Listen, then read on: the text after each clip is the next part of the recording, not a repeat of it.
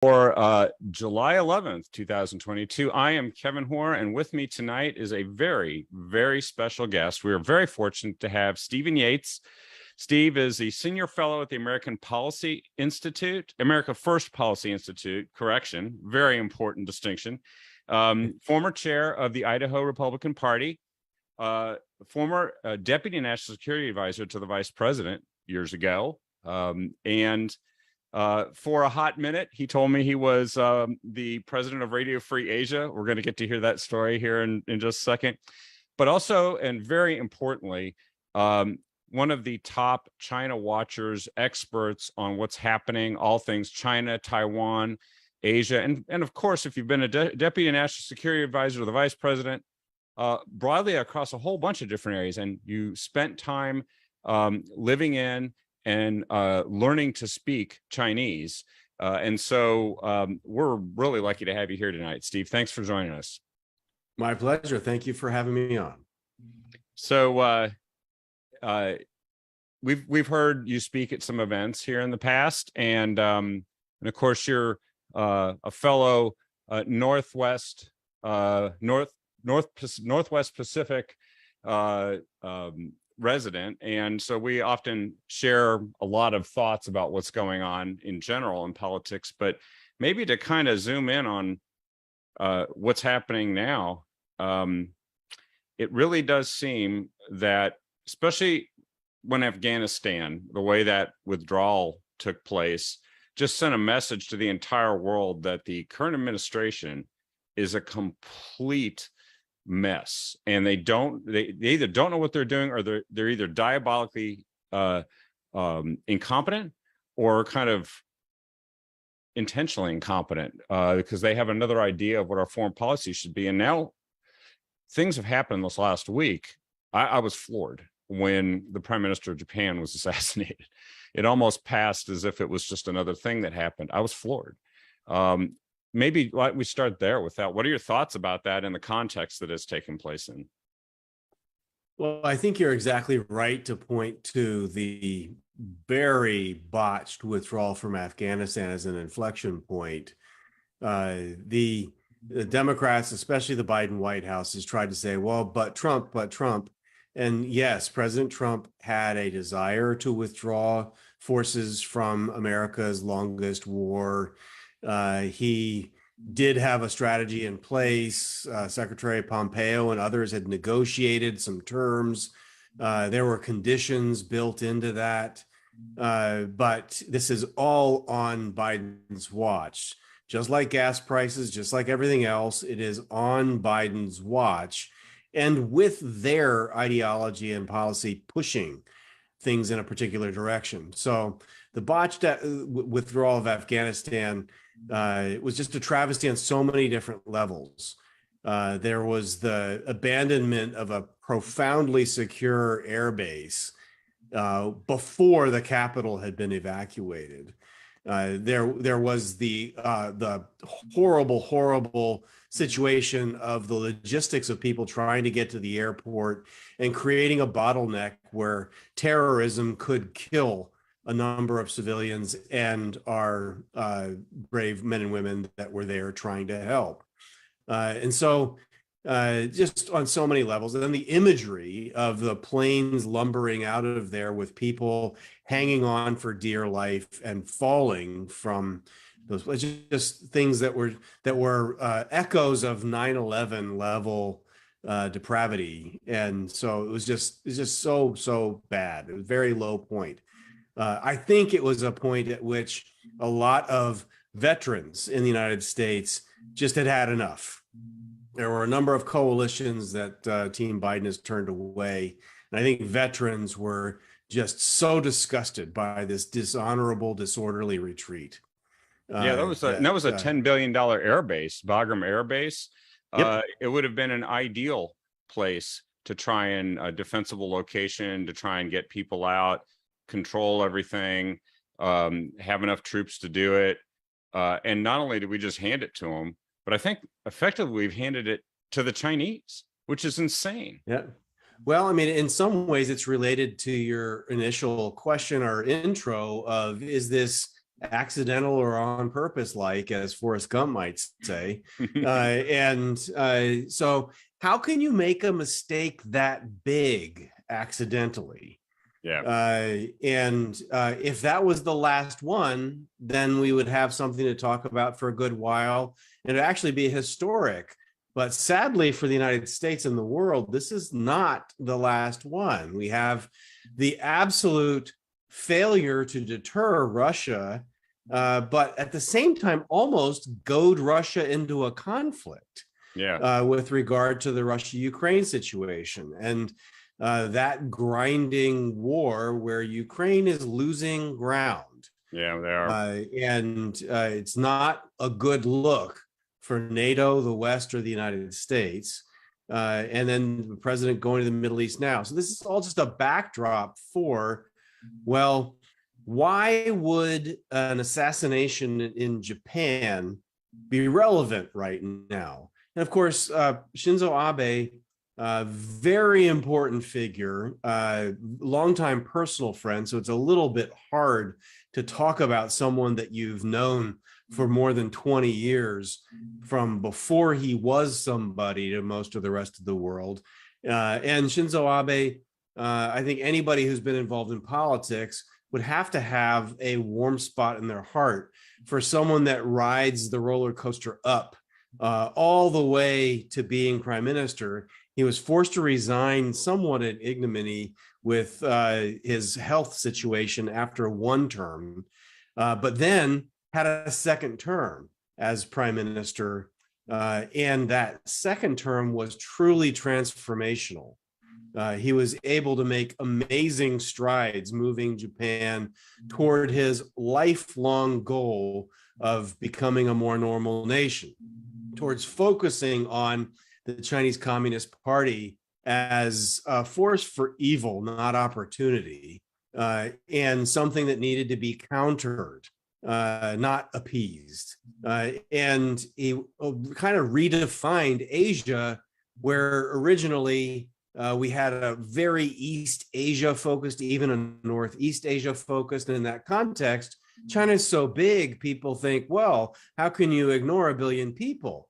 Well, it's easy because you're ignoring the other billion people in Asia and India. Yep. And so Shinzo Abe was actually the key driver to make not just the Japanese people, but people all around the world talk about an Indo-Pacific region. The point was not to use a long-worded slogan. It was to remind people that there's a billion people that live in a democracy, a system that's a stark contrast to the concentration camps that the Uyghurs live in Xinjiang, the stark contrast to the authoritarianism that has steamrolled Hong Kong in recent years. And so Shinzo Abe was a man on a mission.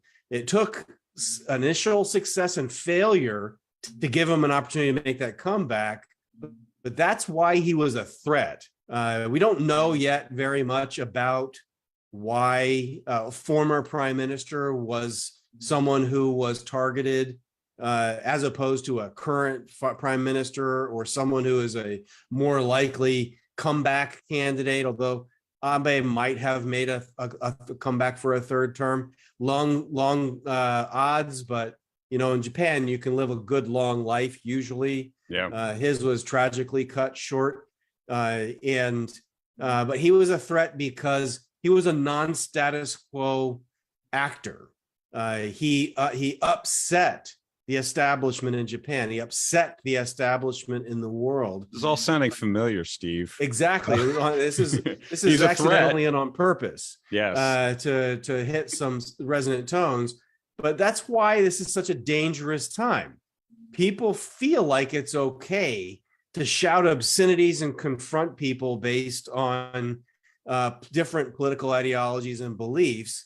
And one side of politics thinks it's okay to talk about and threaten grave violence with impunity and thinking that no one's going to act upon it. So we don't know whether this is just a disturbed guy who acted on the goadings of an ideological cohort, or whether he was kind of manipulated by whether it was CCP affiliated people, North Korean related people, or Yeah. who knows whom. But Shinzo Abe was a subtler form of Trump in some ways. He had a Japan first kind of approach to policy. He saw the China challenge for what it was. He was a good friend with America, which is the worst thing you could be for the Soros-led World Economic Forum globalist kind of people. Yeah. And so that's why it's a grave loss. But it, as I'd say, it's a personal loss though too, because he was very close to leaders in Taiwan and was very outspoken about Japan's commitment to Taiwan. In some ways, that's more important than the American commitment to Taiwan at this point in deterring China. So I apologize for going long on the first volley of our conversation, but there's a lot to cover when it comes to Shinzo Abe and the context in which his assassination takes place. And the only positive thing out of it is I hope it's given a lot of the world a moment to contemplate the meaning of the man's life and the mission he put his country on. And hopefully his assassination actually cements the course that they were headed on. It led to an upper house supermajority in the election that was days after his life passed. So they should be able to move their constitutional amendment forward with that margin now. Yep, to make it so that they can actually start acting more stridently in their own defense in concert with countries like the United States. And as you said, I think that in some ways Japan was more aware with his influence and leadership of the threat China poses and the way they needed to stand fast with neighbors in the area, such as Taiwan. Plus, those are Japanese islands that in many cases, the Chinese are just taking, right? They're just saying, well, I think these are ours. Let's put an airstrip there. I think that this is also important. I kind of look at Shinzo Abe as kind of what Helmut Kohl did in Germany, shifting Germany away from Ostpolitik, which is sort of that accommodation, appeasement stuff that existed back then, and then solidifying things so that Germany eventually started to become more normalized as a world power, and in Europe as a European nation.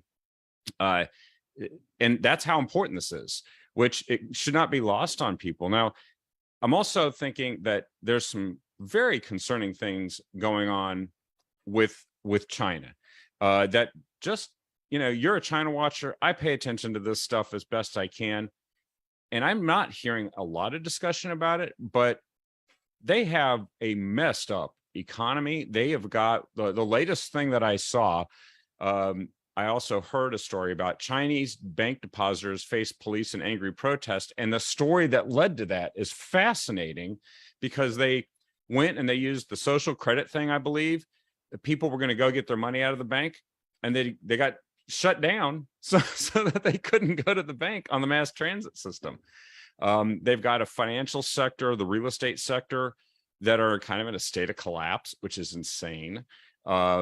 It could take down the rest of the economy. And yet they're the ones, without China, Russia would have a lot, it'd be a lot harder for them to finance and survive what they're doing with Ukraine. So this is at the heart of a lot of stuff, isn't it?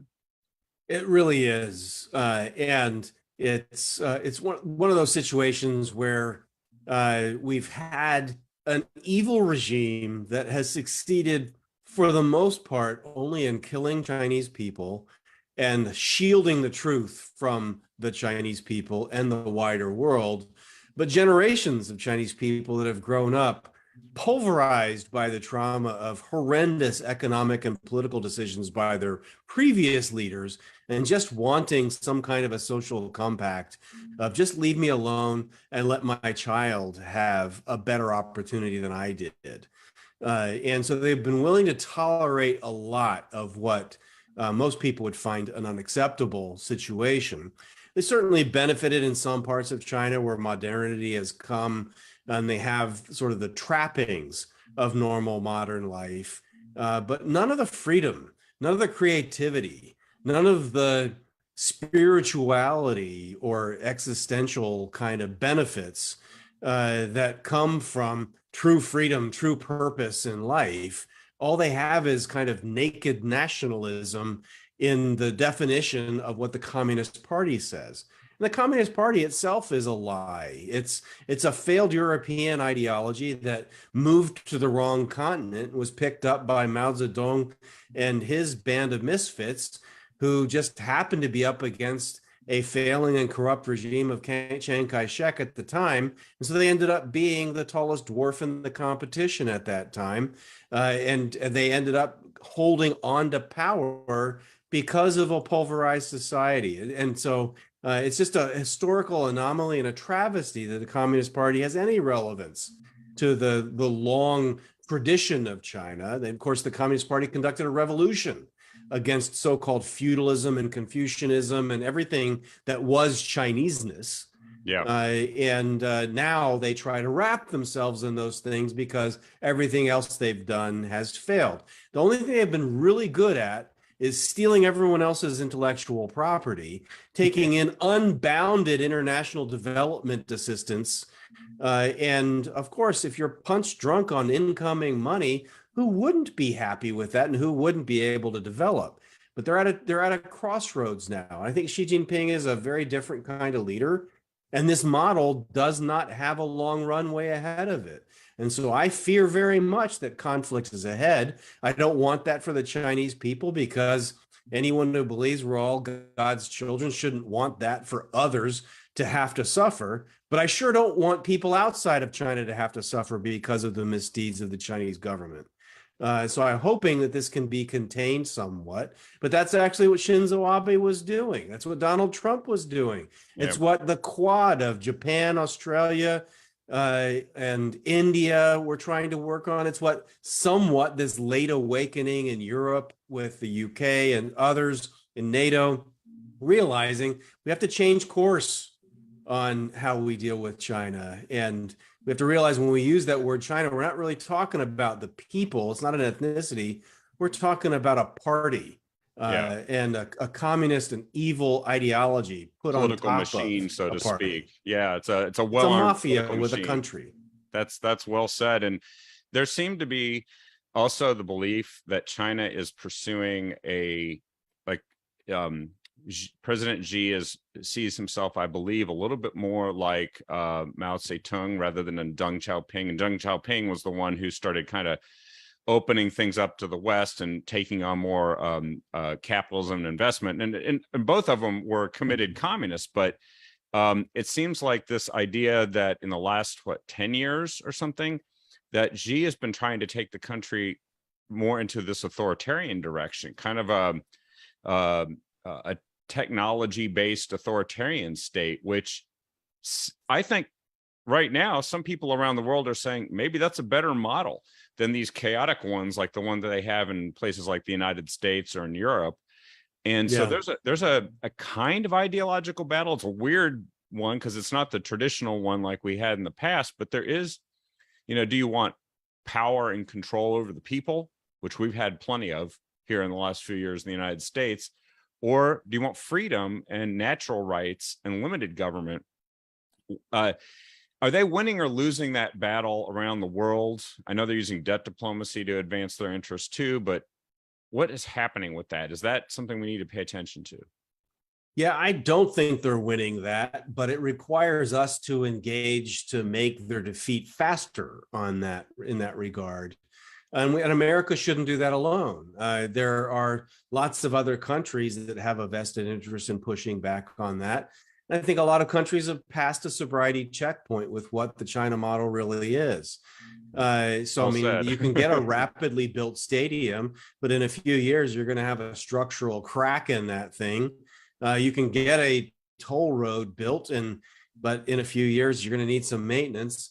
You can have a factory or a mine opened, but you're going to find that you're not creating jobs for your laborers, that there are going to be Chinese laborers that are brought in to work this. And so whether it's Africa, Latin America, lots of parts of the world, they're learning this. Sri Lanka right now is in absolute turmoil economically, politically, and otherwise. Food shortages, the prime minister has been forced to resign, but it was a main target of Belt and Road to try to pluck off a strategic location off the shore of India, but it's an absolute failure at this point, massively in debt. And who holds the primary amount of debt? China. Yeah. Well, what prize does China get for holding the debt of a failed state? I guess it remains to be seen. But I think that the bloom is off this rose. That people know that this is temporary high at best, if you're looking for advantage. But long term, the United States looks less attractive right now under current leadership. The Biden administration, contrary to saying the adults are back and they're going to respect alliances, a lot of our allies are quite concerned because the Biden administration doesn't, in fact, honor alliances right now. They don't look at the real needs of people around the world. They're still talking about their pagan theology of climate change as the number one organizing principle of what they're doing in the world. And if you can't eat and you can't get fuel, you are not interested in listening to a limousine liberal lecture you about climate change. As he You're not stands worried in front about of his 1 degree of change in 100 years. as he You're stands worried in front about of his now. jet, right? And stands in front of his That's private right. jet, like you shouldn't do this. Yeah. I think, isn't it Thank true? you very much. Yeah, no kidding. I mean, we see that double standard exists so much, and it does so represent what happens with the elite in communist countries, right? Because we used to see that in Soviet Union. They had those dachas that all of the vanguard of the proletariat that was based in Moscow all had nice places to go vacation while people were waiting in line for bread and meat and butter. And that's, we seem to be heading in that direction globally. If this food situation continues, are the Chinese giving more runway to the chaos that is hitting? I know that some of this is self-inflicted, but I think of Russia's got runway because they can sell their gas and their oil to China and stay afloat long enough to maybe prevail in Ukraine, right? That's a big problem. If you're Europe, you can no longer pretend like it doesn't matter that China's doing this. Well, the problem is, though, that Europe is pretending like it doesn't matter. I mean, Germany just had someone announce that not only are they not going to meet their commitment to the rest of NATO to fund 2% of their GDP for collective self-defense, they might actually cut their contribution. And so the Ukraine situation is on a slow burn. Ukraine is not winning right now. It's not that I wish for them to suffer and lose territory. They've sacrificed a lot already, and it wasn't their fault.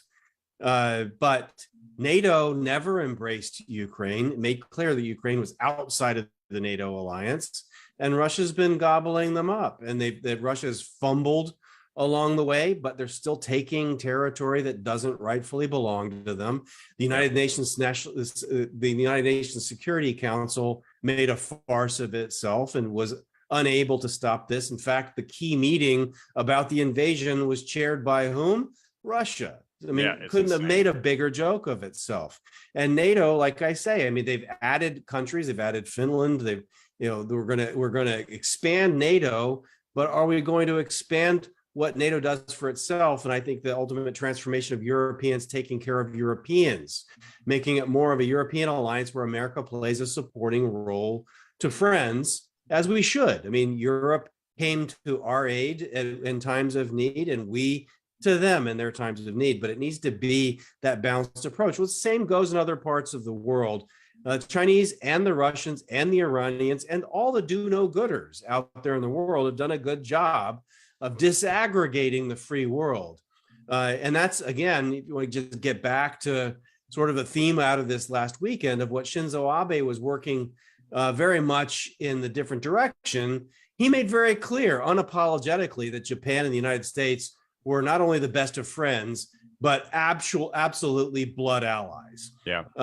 And that there wasn't a question, even if they disagreed with where our president wanted to go. And I don't know that Japan was hot and heavy for Middle East wars under the Bush administration, but they did their duty to support what their ally needed at a time.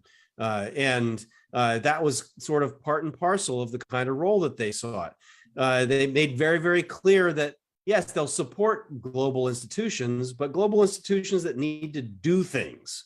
Yeah, not just say things. So, nice little added caveat to meetings not be an end of themselves, which is what a lot of our foreign service specialists seem to specialize in. I think that the Chinese are adding some runway to this, but there's no reason why we shouldn't be able to push back against this. We have the energy beneath our feet. God gave us some of the most fertile land mankind has ever known. We just in the United States could get the world out of any food shortage if we got out of our own way. And you can go down the list on this, and our allies would work with us if we would just choose to do so. So it gets back to another question you raised, which I think is an enduring one. Is this on purpose? Because the solutions are available to us. Yeah, and the current leadership of the United States, it is bewildering. Even people in President Biden's own party seem to be saying, why don't we just kind of get through this and produce some energy? And it's like somebody who's making these decisions, because I don't really think he's cognitively capable of analyzing and making these decisions. So somebody's handing these decisions to him and then sticking in a teleprompter or having him sign something. And when it's so obvious that it could be solved, as you said, with the danger of famine around the world, which could kill a lot more people than COVID easily. I think the description is if you've got enough food for 900 million people, but you've got 1 billion people to feed, how does that math work out? Badly. Not just for 100 million people, but for some of the rest of them too. And I'm thinking that this supply chain and inflation problem, it's mismanaged, but it's also interwoven, isn't it, with China, Russia, and now I'm a little concerned about what's happening with another of China's friends, Iran. The president's about to make a trip to Saudi Arabia, who he tried to turn into a pariah, and then you got Israel, who can't sit around and wait, as they are a one-bomb state, right, to see how this all works out with somebody who's so incompetent, it seems, at handling foreign policy. What do you read in the tea leaves there? Yeah, well, I think in the Middle East and in Asia, America's saving grace is that we have other allies who have in recent years chosen to take the world a little bit more seriously, not playing junior partner, not trying to be on global welfare system, but taking care of themselves and investing in themselves. And in the broader Middle East, there are some states that are endowed with some, as former President Trump might say, beautiful, beautiful black gold underneath the surface of the earth, whether it's oil or natural gas. Those endowments have given some of these countries opportunities to invest in other industries in other parts of the world, but also in their collective self-defense. They are now wealthier, better trained, more strategic partners. And while America wants to distract itself with unending political narcissism at home, these countries can't afford to stand idly by, and so they're stepping up. So Saudi Arabia is far from a perfect example. The United Arab Emirates is a better example, but a small country, punches above its weight, but a small country, and has stood by the United States in important ways. And it was a leading player in bringing about the normalization of relations with Israel that created an alternative path to peace and prosperity in what has been one of the most godforsaken parts of the world in terms of just interminable conflict. So I think we're blessed in some ways, despite ourselves, with some good partners that can move things in the right direction, somewhat the way Japan is the ballast for our vessel in East Asia and broader Asia now. that with this awakening of a more normal nation, they are in a position to do more to complicate things for bad guys and to hold up good guys, and maybe buy some time for America to get the smelling salts under their noses and go to the polls a time or two to come back to more serious engagement with the world from strength, which is what we need to do. Yeah. But these Peace other through countries strength. I've heard seem that to have somewhere. been investing in that themselves. That's right. Peace through strength. I've heard that somewhere before. I think it still works. Just one last question. Taiwan. I don't know. Is the Biden administration up to this challenge? Is there a real threat that China may try to take some action against Taiwan, or is this still years away? I think there's a very real threat of a whole series of threats, a very real threat, a whole series of actions the CCP could be taking against Taiwan. We've witnessed some of them in the wider world already. One is the unleashing of a pandemic, which could be human or crop or livestock. The avian flu, the swine flu were things that hit Taiwan's markets in profound ways in times past.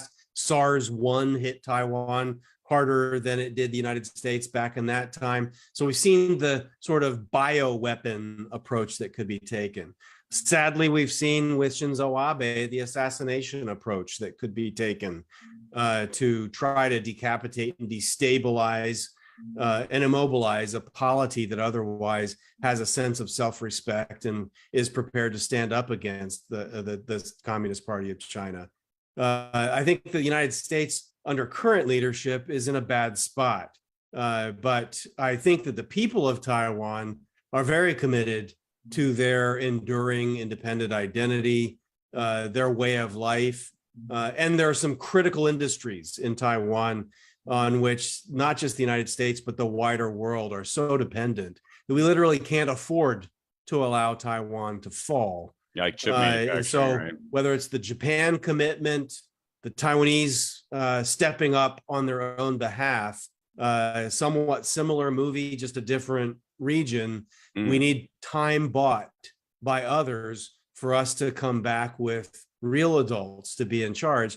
But really, it's not necessarily adults in the United States being in charge. We need these partners to grow into their own, to be peers with the United States, if not in terms of size of GDP, but in terms of sharing responsibility, risk, and reward.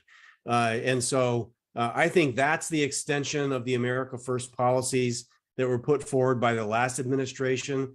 This administration seems to choke on those very words, but to our detriment and theirs. And so I think that has to make a comeback.